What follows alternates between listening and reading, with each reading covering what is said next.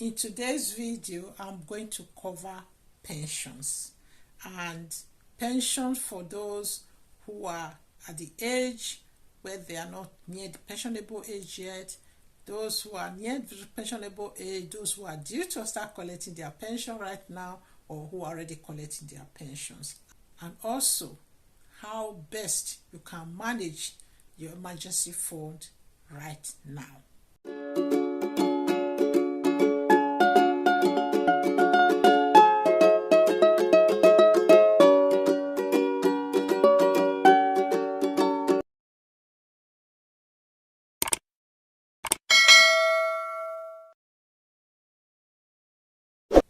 Hi, my name is Mabel, hence this channel is called Ask Auntie Mabel.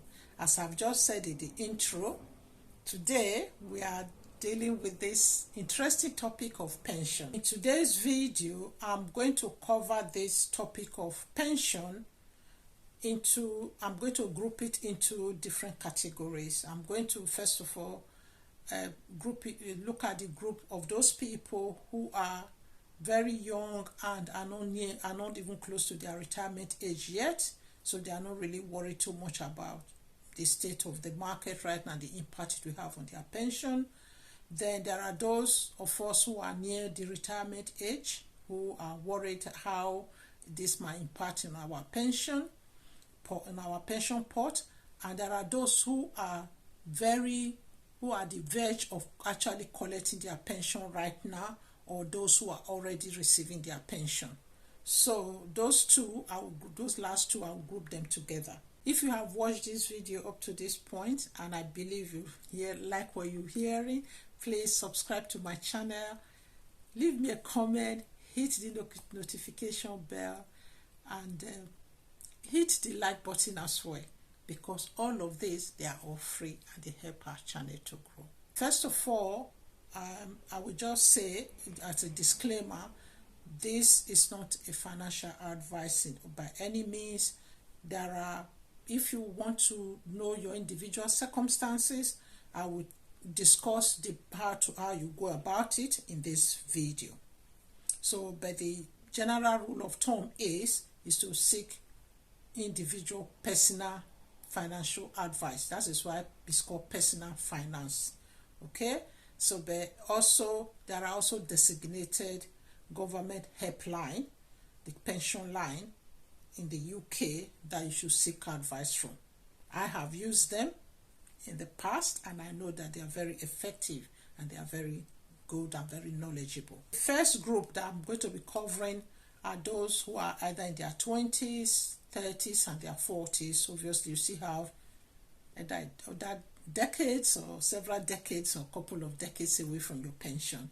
So you don't really have to worry too much right now, because your pension, the economic downturn, we touch wood, things like this always happen.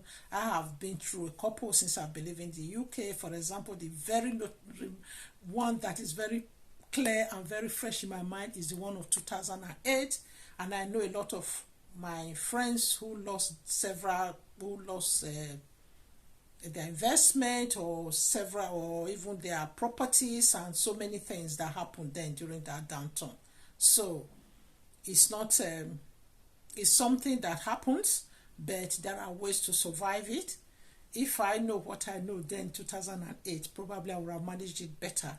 But now I'm much more in a better place to be more confident and not have to panic. So the golden rule is do not panic.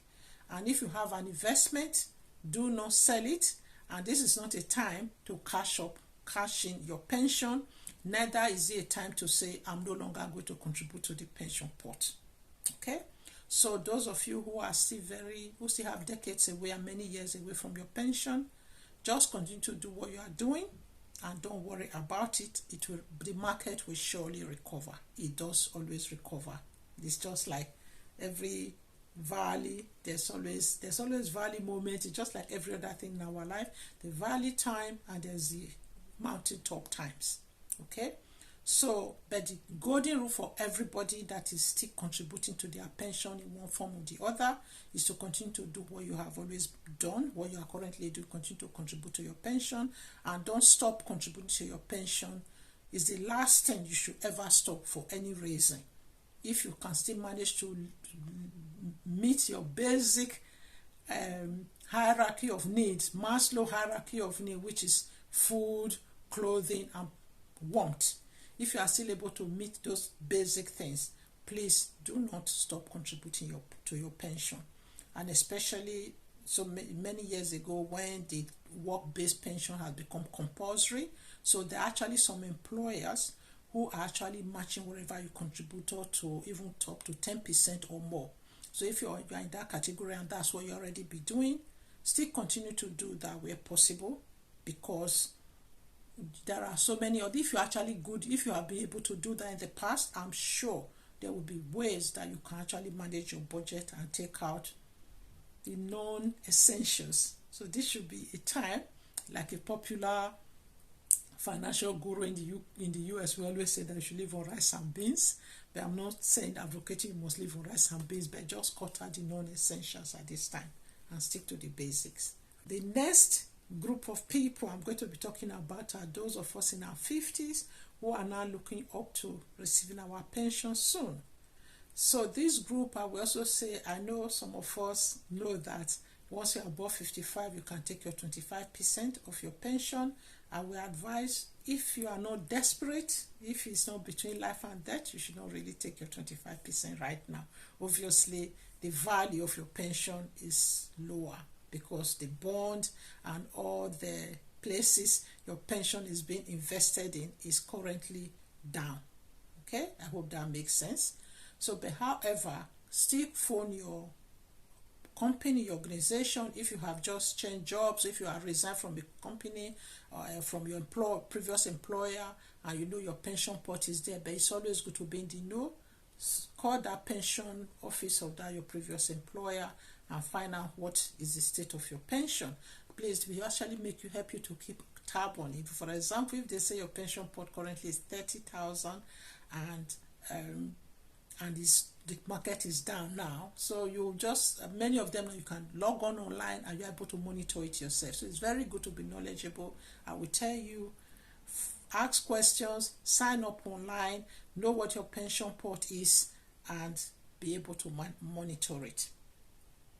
Yes, and those who are really at the verge of actually claiming their pension right now, there are people in that category who for some reason cannot continue in their job, either because their job cannot keep them or they cannot continue to work. They are really at that retirement age where they just have to cash in their pension, or those who are already receiving their pension.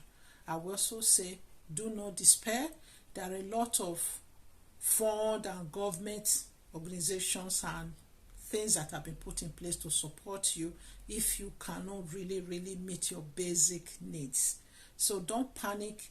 Call the pension helpline. I have called them in the past, and they are very knowledgeable. They will advise you. When I turned 55, when I started receiving emails and phone calls from left, right, and center, some of them I know they are scammers trying to get you to take your money, and they will even want to charge you some money, some commission on top of it. I call them and they advise me. Anybody that calls it want to take commission for you to take your 25% of your pension, do not listen to them. You don't have to pay anybody for that job. And if you can help it, if you don't need it, desperate, not between life and death, this is not the time to cash up for 25%. I wouldn't advise it. I wouldn't do it personally. Okay. So that is that. So this brings me to the point of importance of emergency fund. When people sing about emergency fund, it is crisis like this that make people to talk of, the financial, or those people who are in the financial know, who are interested in budgeting and investment. Like me, myself, I've been learning in the last few years on how to be more knowledgeable so that I understand what all of this are about, how to invest in Vanguard, how to invest in Trading 212, free trade, and other platform like eToro. So, and you have to obviously do your due diligence on what is suitable for you. But knowledge, they said, is power. So emergency fund is very, very important. This is part of the time. This is the kind of emergency why emergency fund is being preached by every financial literacy person. For example, if you were in debt, you will always be advised, pay off your debt first, and before you even pay off your debt, try and save at least £1,000 of emergency fund. Once you paid off your debt, ideally you should try and save 1 month of your expenses, 3 months of your expenses, increase it to 6 months of your expenses, and increase it to 12 months of your expenses, or save as much of it as possible. I know it's not advisable to keep too much cash with you, but there are other ways of putting such cash aside. I always advocate for premium bond, because I know premium bond, you can win any prize and your money is saved there, and you can always withdraw it within 3 working days. They'll pay it back into your account. So yeah, so there are ways of this. So some of all of these things I've just mentioned are the things we cover in Able Mabel Academy. There's no reason why anybody in today's age, time and information age, to be in the dark. You have to try and join membership like Able Mabel Academy. I have joined other membership where I have been informed, where I have been supported, and I feel I cannot keep that knowledge to myself, and I have to also share it so that people in my community, and those women especially, or who are in their 40s, 50s, 60s and 70s, are in the know. They have the knowledge to empower themselves, because we have to put our mask on first, so that we can put the mask on for the rest of our family members, especially our children and our teenage or adult children, okay, or even our grandchildren. This is why we are keen on talking about generational wealth.